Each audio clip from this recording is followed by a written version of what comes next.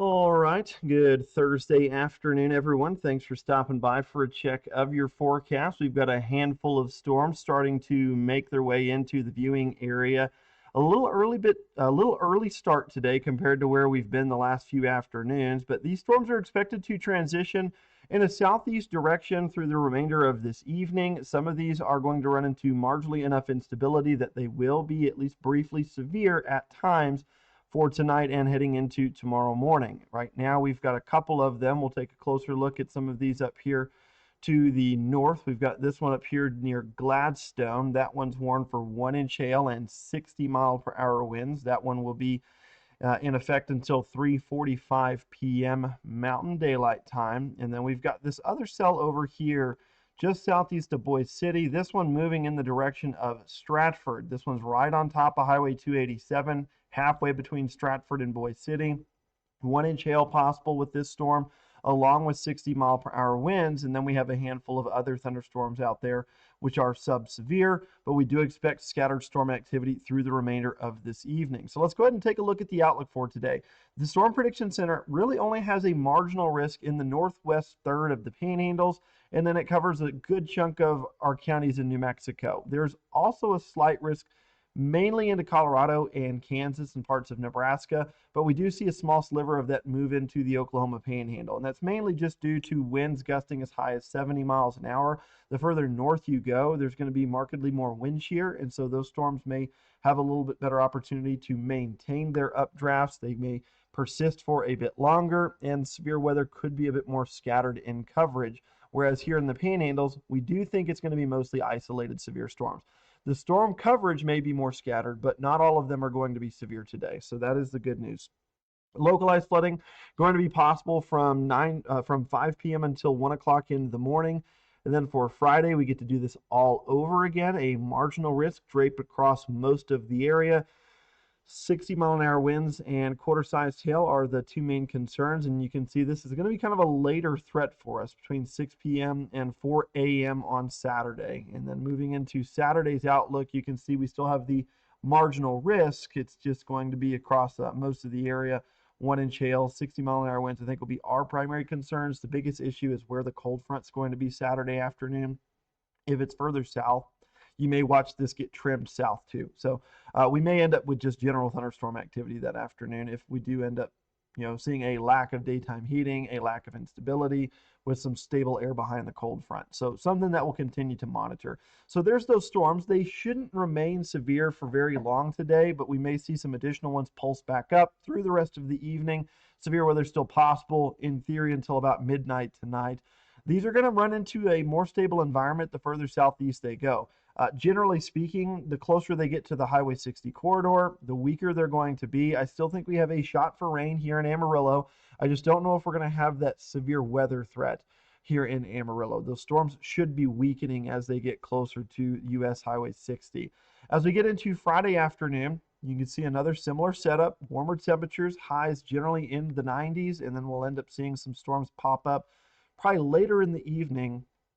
But we'll see that disturbance come pushing through in the overnight hours. You can see a nice cluster of storms down Interstate 40, growing into kind of a complex as we go into the overnight hours. There's a few high-res models suggesting we could get a mesoscale convective vortex, or just a small mesoscale low-pressure feature that's producing a lot of rain in the area. If that were to come to fruition, then we're probably going to have some flooding concerns with it. These are going to be some high rain rates that we deal with Friday night into Saturday morning, probably 1 to 2 inches per hour. If it rains for a couple of hours, there's probably going to be some spots out here in the Panhandle that pick up a few inches of rainfall. That looks like the best window of opportunity for us there is on Friday night and Saturday morning. And then you can see Saturday afternoon, some more storms going up there closer to the cold front, and then some stuff going up off the mountains. We may end up with some more stable air Saturday evening here over the central Panhandle.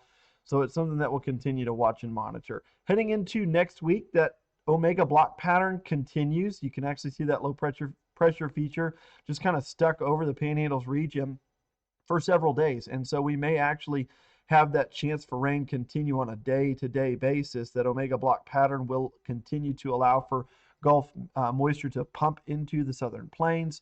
That's going to be one of the main ingredients we need for thunderstorms. All we need is the lift. And if we get the northwest flow or that northerly flow, it's probably going to continue to be a very active pattern for us.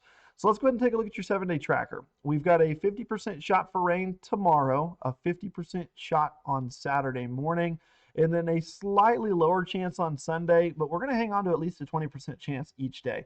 It's going to be generally cooler next week. That cold front and the cloud cover should help hold back those highs when we get those two ridges on both coasts. Generally, you get a trough in the center of them, and that's going to open the door for some of that cooler air to spill in from the Canadian provinces, at least cooler compared to where we've been the past couple of days. Currently, we're watching to also see if we're going to make it to 100 degrees today or not. Let me see if I can't pull over some of our currents.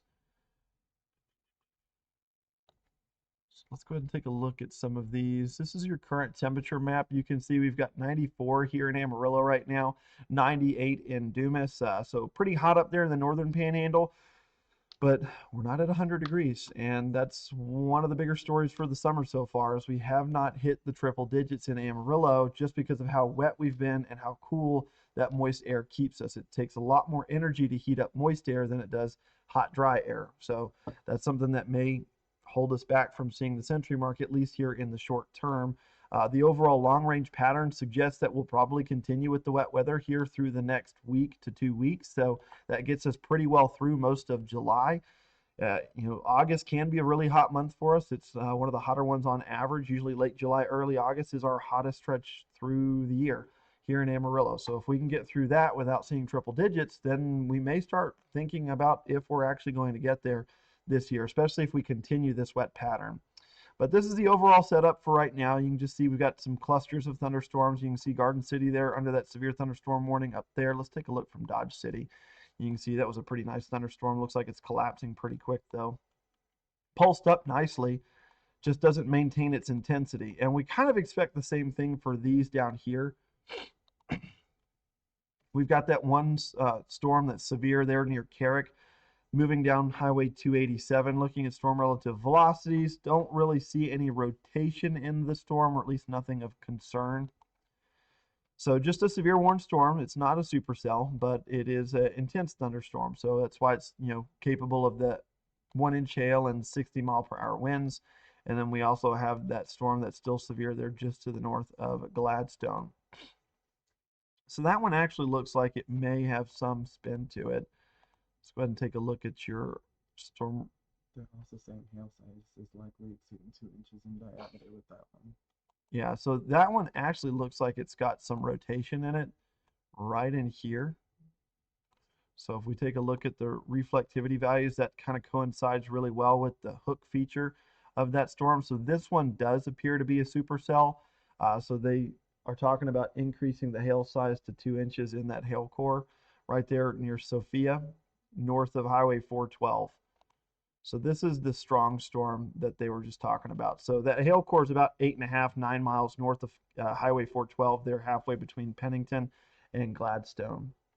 And hailstones likely exceeding 2 inches in diameter with this one. So let's go ahead and actually look, we already got it centered there. So you can see there is a pretty good hail core lofted up in there. I mean, you're seeing 35 dBz values lofted up to about 35,000 feet. So pretty intense updraft. Still a fairly shallow thunderstorm from a supercell standpoint. Sometimes these can be 50 and even 60,000 feet tall. But right now about 35 to 40,000. But definitely it's got a really potent core in there. You can see again that big hail core. Oop, let me turn the distance meter off and so we can get a little bit closer to this thing.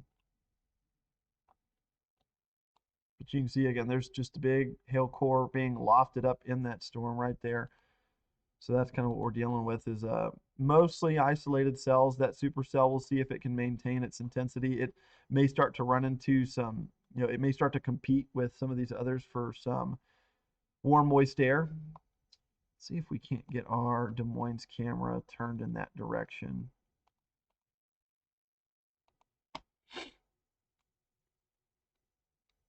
We're going to be looking at the forward flank of this storm from Des Moines because that's to the south of Des Moines, so we probably won't see any actual features, but we can at least take a look at the severe storm that's out there. So this is what it looks like. Let's go ahead and pull that up.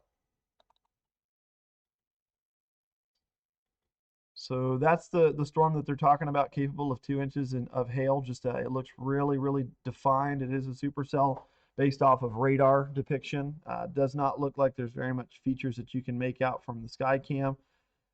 But that's that storm that they're talking about for the 2 inch hail potential, is this one right here, just to the south, or rather to the north of Highway 412, there near Sophia, just south of Sophia.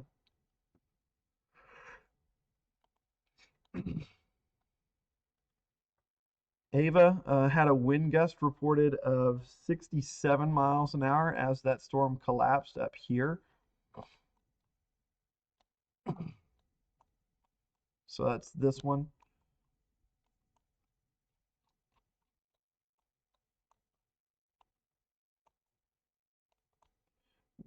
So right here in Texas County near Hovey.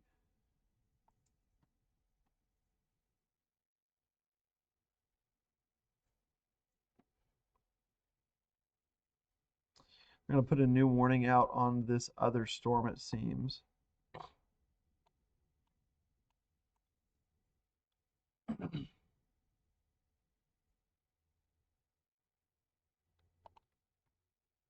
Still the same hazards, 1 inch hail and 60-mile-an-hour winds. They've just extended it to 5 p.m.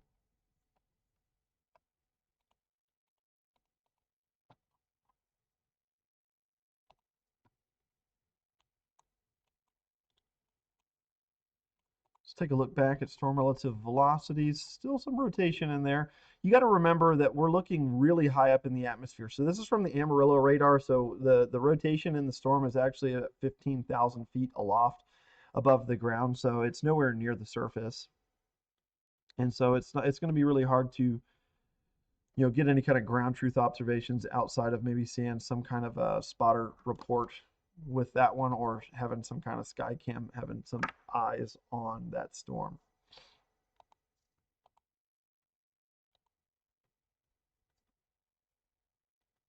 But we do have some rotation in that one. So here's your hail likely falling there just to the southeast of Sophia. County Road 7, Sophia Road, so right kind of in there. You can see that hail swath. Again, it's possible that Sophia got hammered with that stuff.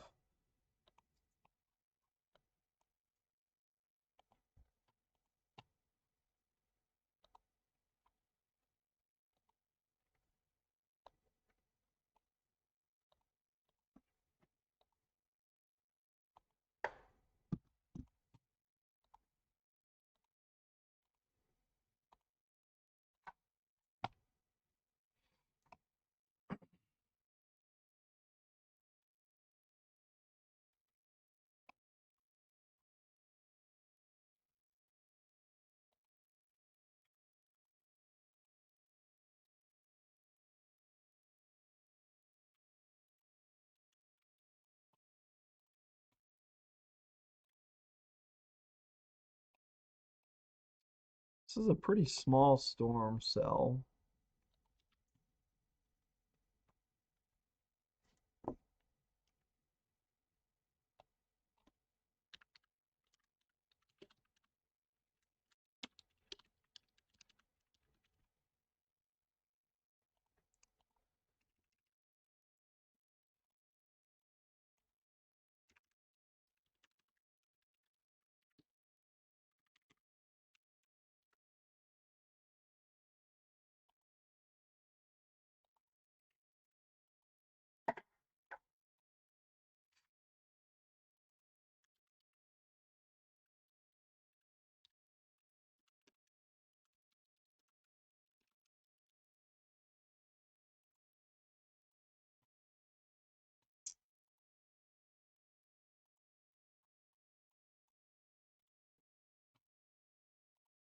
So if you guys are just now tuning in, we do have a severe warm storm up there in Union County, another one kind of on the Sherman, Dallam, Cimarron, and Texas County lines where they all coincide and meet. I'm going to go ahead and walk you through the computer model just real quick.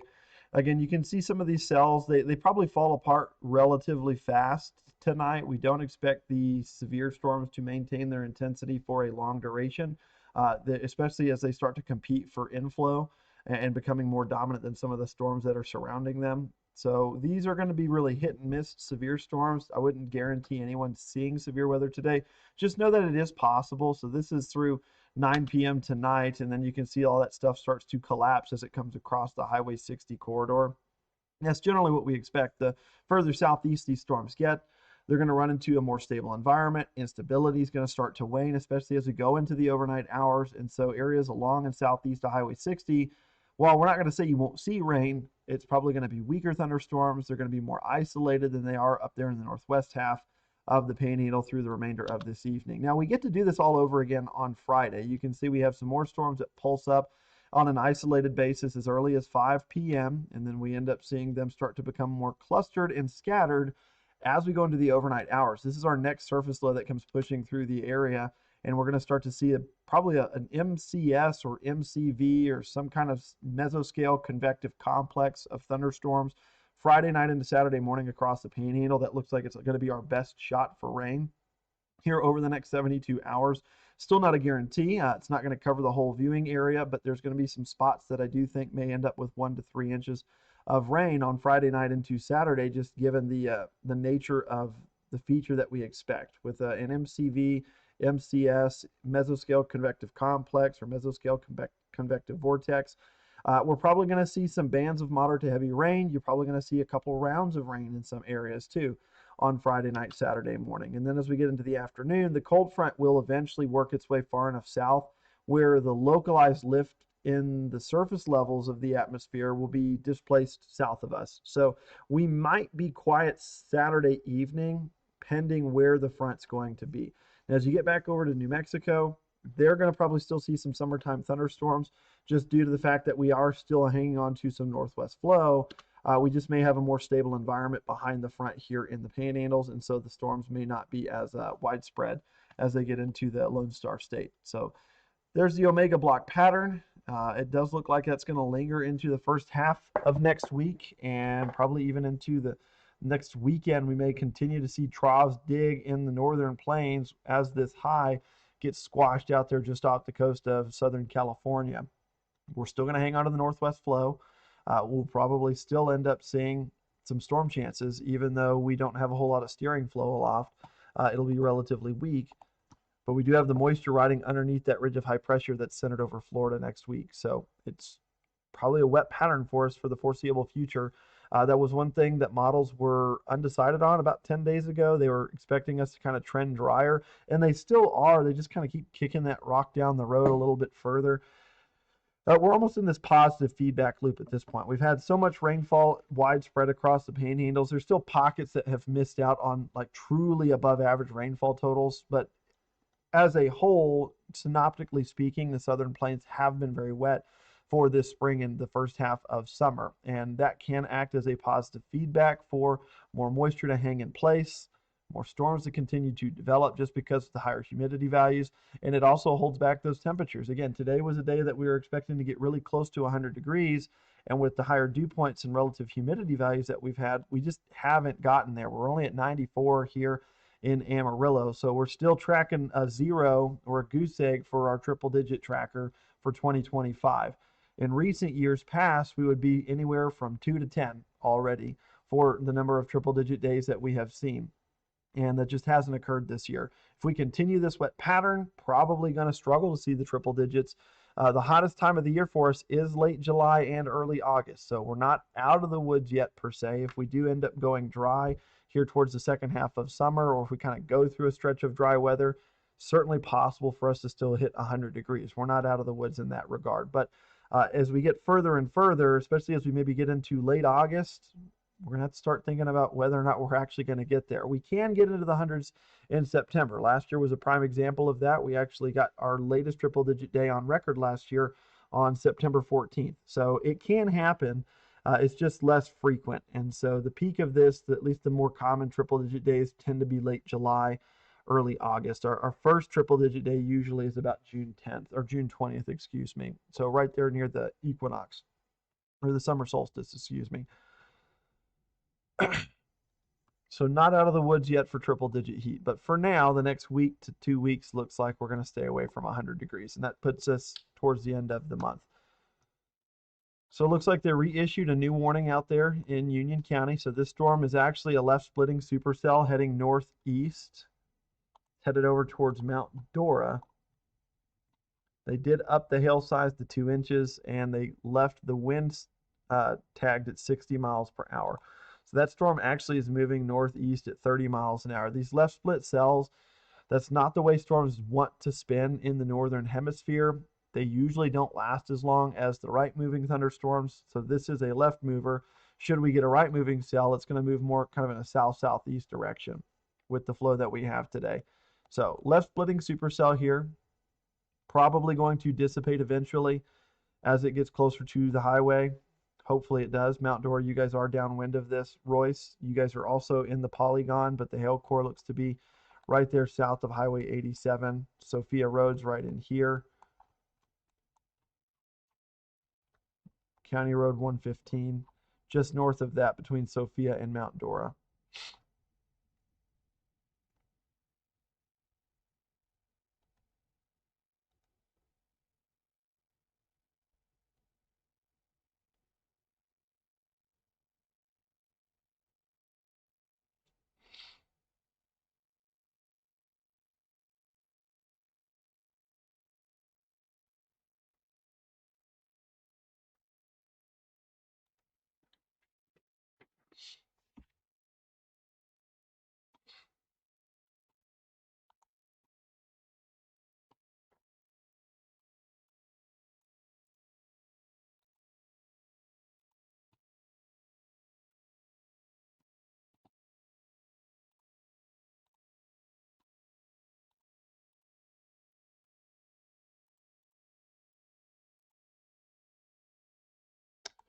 I'm going to go ahead and show you guys the visible satellite for a little bit, just so you guys can see what these storms look like visually, at least from up above.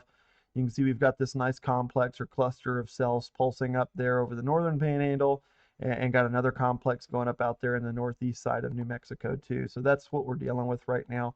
They're going to move in a southeast direction generally. Again, that left split supercell is moving northeast at 30, but the other storms are moving more southeast at about 10 to 20 miles an hour. A lot of these are going to be short-lived severe storms today. We don't really expect them to be long-term.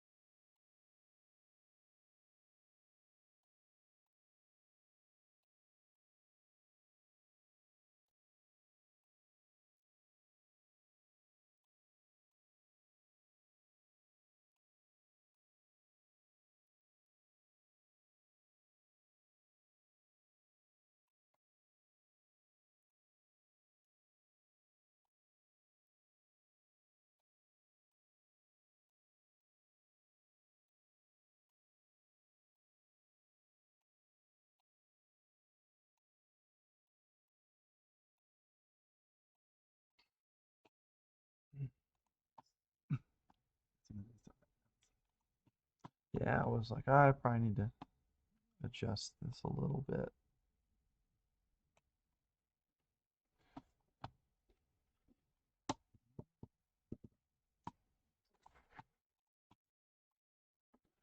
So, well, that was earlier.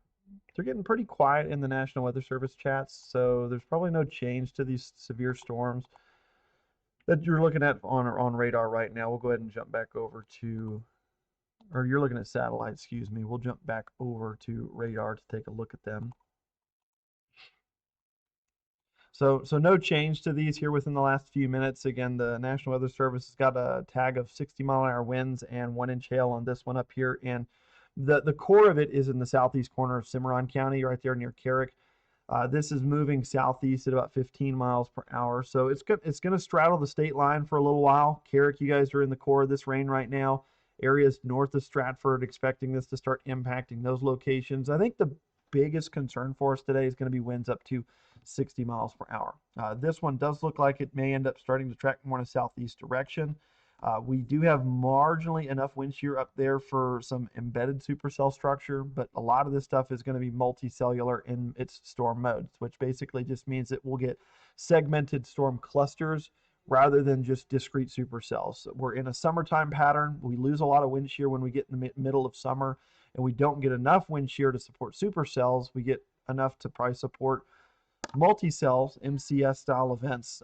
Maybe on a day where we get strong enough wind shear out there just off the mountains, we can get some supercells, but usually this becomes more of a multi-cell kind of storm mode and more of a hazard for wind and some torrential rainfall as we get into July and especially August. And then maybe in September and October, when the jet stream starts to retreat further south again, we'll start picking up some better wind shear aloft. And so then we start, maybe seeing our secondary peak of severe weather season in regards to supercell chances. But for now, these are going to mostly be multicellular in their storm mode.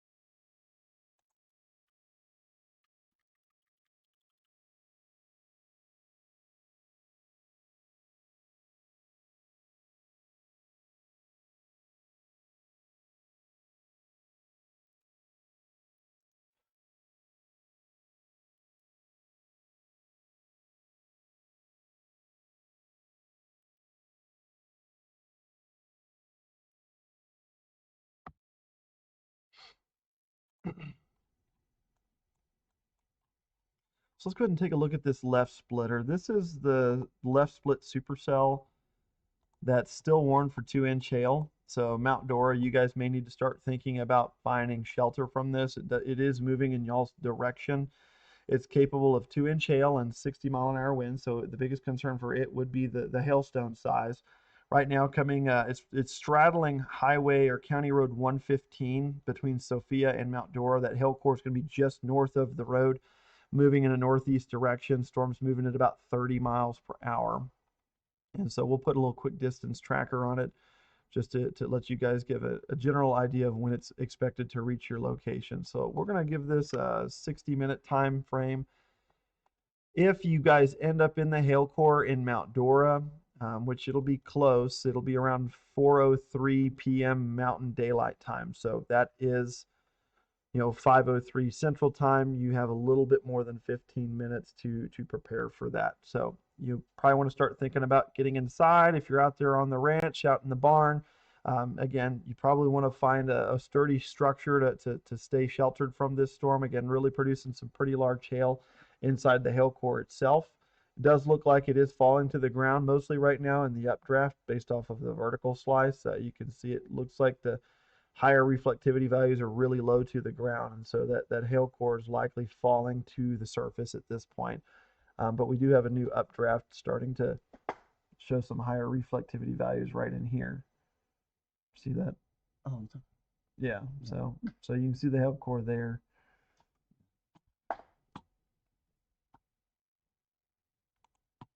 So we'll take a vertical slice of this thing.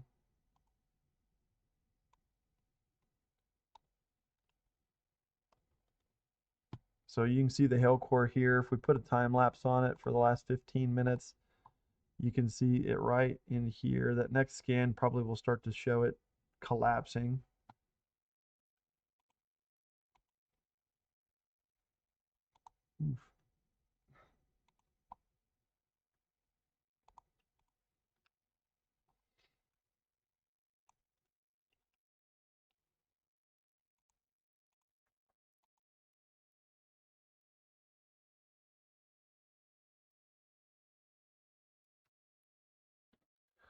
So it looks like all that stuff's about to fall underneath 15,000 feet, which is where the radar is scanning that storm. It did briefly have a hail spike on it too.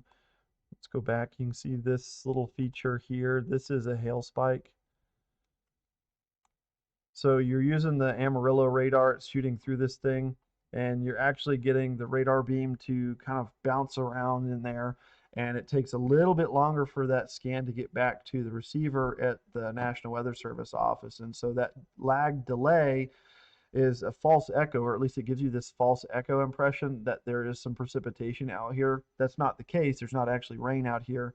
But what you're doing is it's running through the hailstones and just kind of colliding with a bunch of that ice in the atmosphere, and then having the delayed reaction to bounce back to the radar beam to bounce back to the radar.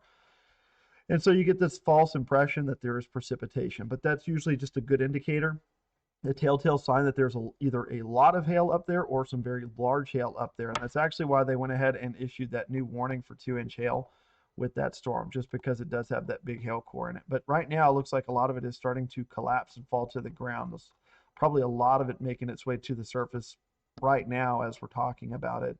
So this is west of Mount Dora. It's not in the community right now. The hail core is about 8 miles, 2 miles west, but it is moving northeast at 30 miles per hour. So if this storm continues to maintain an updraft, can still expect probably some pulses to see the hail go from quarters to limes, but that's, hopefully we'll see some more marginally severe hail if you guys do end up dealing with anything.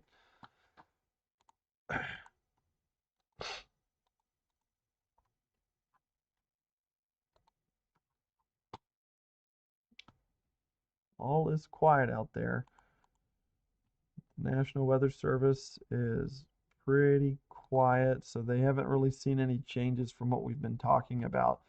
So here's a couple of cells there. I think we're looking northeast right now. You can see the sun casting some nice opaque colors there on that tower that's trying to pulse up, that little CU. Got another storm. This is probably the anvil from those storms there in Kansas. Let's see if we can't look at that other storm. So this is the supercell thunderstorm off in the distance. Unfortunately, we're on the north side, so you're not going to get any actual structure views of the updraft cell, but you can see there's the cloud base right there. There's a little bit of the rain from the forward flank downdraft. That's where your rain and hail is going to be located off in the distance.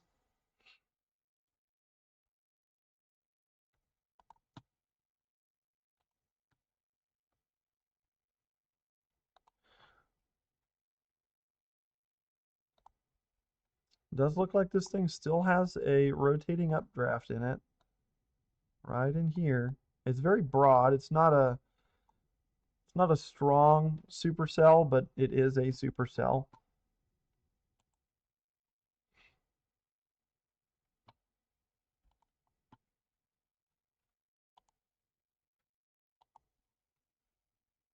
So there's your hail core right now, falling just north of Highway 115, or I'm sorry, County Road 115.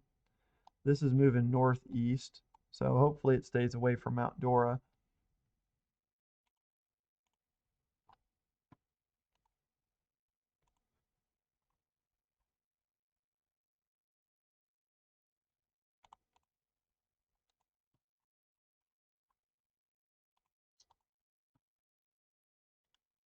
Let's go ahead and put a quick time lapse on here for you guys.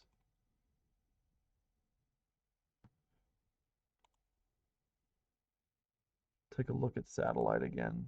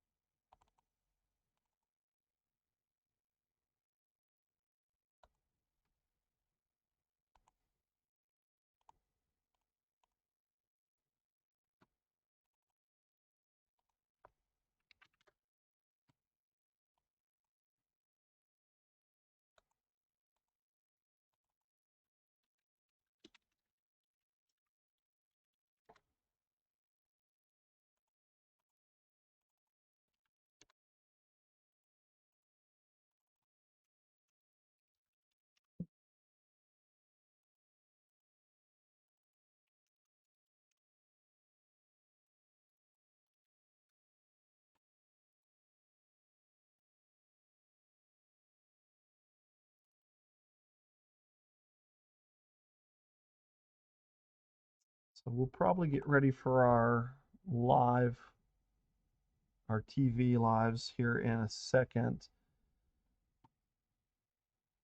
So you guys may not hear a whole lot here on the stream of what's going on just because we're still getting ready, getting mic'd up for a couple of other stuff.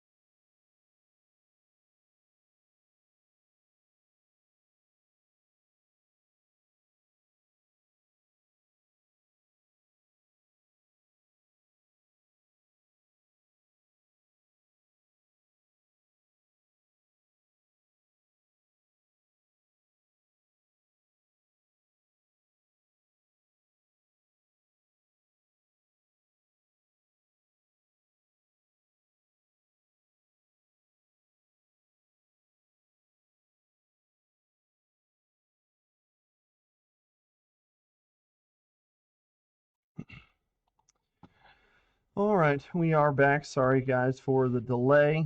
We do have one severe warning storm still in the area. For the most part, this stuff is going to be probably very localized in terms of the severe weather potential. I think most of us aren't going to have a concern for it, but there is one severe storm just to the north of Clayton, New Mexico, came across Mount Dora, where they had some gusty winds, some small hail, but still capable of 1 inch hail there in the core of that storm. And again, that looks like it's going to be out in open country there just to the north of Clayton, moving up in a northeast direction around 30 miles per hour. So that's the strongest storm that we still have to deal with. We've got another one just outside of Quay County there near Santa Rosa. That one also is warned for 1 inch hail and 60-mile-per-hour winds. Let's see if we can't take a closer look at that one from the FDX radar. So that's this one here. You can see a pretty nice core going up there near Double Mills. That one's going to come across I-40 here shortly between Newkirk and Santa Rosa. Currently outside the viewing area back there in Guadalupe County, and that's going to move down towards House, New Mexico. If it continues to maintain itself, it might get as far southeast as Clovis. I do think it'll probably weaken as it gets further, or at least closer to the state line between us and New Mexico. So I don't think it's going to be a big concern for severe weather, but it is one that we're going to have to watch. That's warned until 5 p.m. Mountain Daylight Time, just like this one up here in Union County. A lot of this stuff is going to be below severe limits. It's going to be scattered activity. Going to see some pockets of some heavy rainfall, cloud to ground lightning, some gusty winds, probably your biggest issue with these thunderstorms. Again, there's some dry air still aloft, especially out there in the land of enchantment. And so when that rain evaporates, it creates a cold pocket of dense air which just starts to fall apart very quickly and sink to the ground. And then when it hits the surface, it has nowhere to go except out. And so that's when you can get some of those really erratic wind gusts around 60 to 70 miles an hour. There was actually a 67-mile-an-hour wind gust observed in Ava, Oklahoma earlier this evening from some of these non-severe thunderstorms. And so they could certainly put down a pretty rogue severe wind gust anywhere in the northwest panhandles or northeast New Mexico, which will be your biggest concern. But you can see there's a lot of activity even up here in parts of Colorado. Tornado watch up there in parts of Nebraska until 10 p.m. The severe thunderstorm watch also in effect until 10 p.m. this evening for western Kansas and eastern Colorado. But we are probably going to be, we've got weak enough shear that storms probably aren't going to maintain severe levels for a very long time, even though we do have that marginal risk for a severe threat today. So it should be pretty limited in severe weather potential.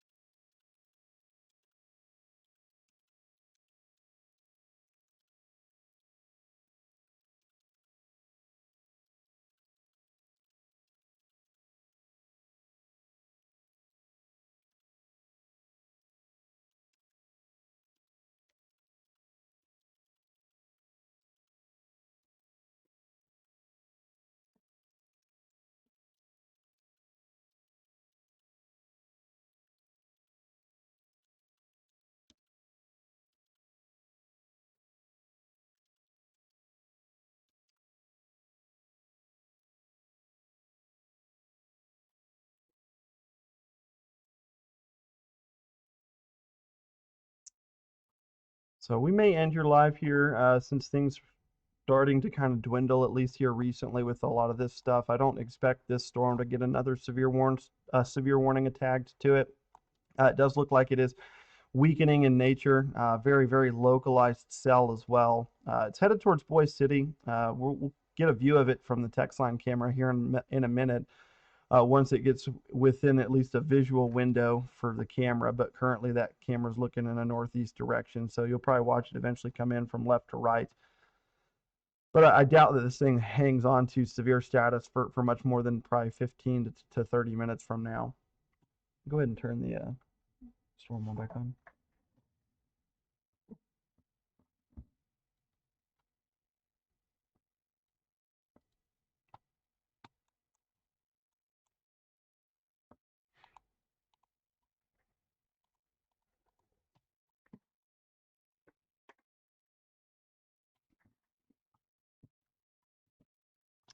So scattered storm activity. Again, this is all mostly below severe limits for the moment. We still have that marginal risk for tonight. Tomorrow will probably be a more active day for us. It does look like that will probably be a late night event on Friday. When it happens, you can see that this stuff is going to be pretty sporadic, pretty isolated in terms of its severity. But we will see a better chance for some storms heading into Friday night, I think, especially as that cold front crashes south. We get some better lift aloft, better dynamic lift from the storm system coming in over the ridge of high pressure, and so you see a lot of these storms starting to become more scattered in nature. You can see the reflectivity values, or at least simulated reflectivity values, are much higher compared to what you're seeing on the computer model for tonight. So tomorrow will probably be a more active day than today is in terms of the stronger cells. It also looks like we may end up with what we call a mesoscale convective complex or a mesoscale convective vortex, which is actually what brought all the heavy rain down into the hill country. Now, the thing about ours is it's probably not going to be stationary for 12 to 24 hours. It is going to have some forward progression with it. And so we probably won't be dealing with extreme amounts of rain Friday night into Saturday. But we will probably have some moderate amounts of rain on the order of 1 to 3 inches. Wherever that MCV does try to set up, that's where you're going to see some of those heavier precipitation totals. If you guys know or have lived here any length of time, 2 to 3 inches of rain in a short duration is enough to cause some flood concerns. Maybe not to a catastrophic level, but it is going to be at least at a nuisance level, especially given the rainfall that we've had recently, especially if you've had an inch of rain in the last week. If you get another 1 to 2 inches of rain in an hour over the next couple of days, flooding is going to be a problem, at least temporarily. So that may be one of our bigger issues heading into Saturday morning. As we go into Saturday evening, we may get some more stable air to filter in behind the cold front. So I'm not as high on our rain chance that night, but we will see probably some northwest flow aloft, and we'll see storms get going off the Sangre de Cristo Mountains if we get some strong enough disturbance to push over the ridge. Even though we are in post-frontal air mass, we'll probably still see some storms try to get into New Mexico counties that we cover: Quay, Union, Curry, Roosevelt. But generally speaking, it would probably be more down south where they're dealing with some of those stronger storms closer to the cold front, which actually looks like the model's got it displaced a little bit further south than what is shown there on the surface analysis. So that's kind of what we're expecting. So let's talk about your next weather maker. What's going to happen moving into next week? Well, we've got this low pressure feature over the weekend, which is going to drive that storm chance over Saturday, over into Sunday. Heading into Monday and Tuesday, you can see that this ridge of high pressure starts to lift a bit, but we're still stuck in between both high pressure ridges. And so all of that Gulf moist air continues to pump into the southern plains. Should we get any kind of troughing out here or any kind of subtle disturbance aloft, any kind of lift in the atmosphere could be enough to spark isolated thunderstorms. Even if we don't have the wind shear, we're still probably talking about summertime convection, pulse-like thunderstorms on the very least, and then we could see if we have a stronger system pull through, we may end up with a more active day on our hands with some of that severe weather potential and maybe even more widespread storm chances heading into next week. I think the severe weather threat should be pretty limited, but rain does look like a very real possibility heading into next week. So here's your lows for tonight. We're going to tumble down to about 67 degrees, 61 in Dalhart. Highs tomorrow will make their way into the 90s, and then we're going to find some cooler weather on Saturday morning with temperatures tumbling down into the 60s, maybe even some 50s up there to the north. And then this is what the 7-day tracker looks like. We're likely going to see temperatures hold back in the 80s for next week. More moisture in the atmosphere, more cloud cover present. We're in between ridges of high pressure. So temperatures probably below normal as we get these troughs up in the northern panhandles to probably kick a few cold fronts into the southern plains, or at least some cooler air will just get funneled to the south. So that's why we have you in the 80s for most of next week. It's been really a kind of nice change of pace for weather for us. The last several summers have been very hot. It's been very dry. We were showing you yesterday how we have still got a goose egg for our triple digit tracker for 2025. This time last year, we were already at 6 or 7 days of triple digit heat. It really cranked up in July and August. We actually made it to like 30 some odd days of triple digits here in Amarillo, which is second most on record. Typical for us is about 10 a year. We usually get about 10 triple digit days, and we've been at 0 so far. Average at this point would be about 3. So we are behind schedule. That's not a bad thing. We're still not through summer yet. The hottest time frame for us is July, end of July and into August. That's the hottest window for temperatures when we're most likely to get into those triple digits. So I wouldn't rule out that we don't get there. I wouldn't rule out that we do get there. So it's just time will tell. But for now, the next week to 2 weeks looks like we're going to hang below 100 degrees. So triple digit tracker should at least hang around 0 for the foreseeable future. That's all we've got for you. If we have any more really inclement weather start to get going again, we'll probably jump back on to do another live. But for now, we're going to end it here. Enjoy the rest of y'all's evening, and we'll catch you later.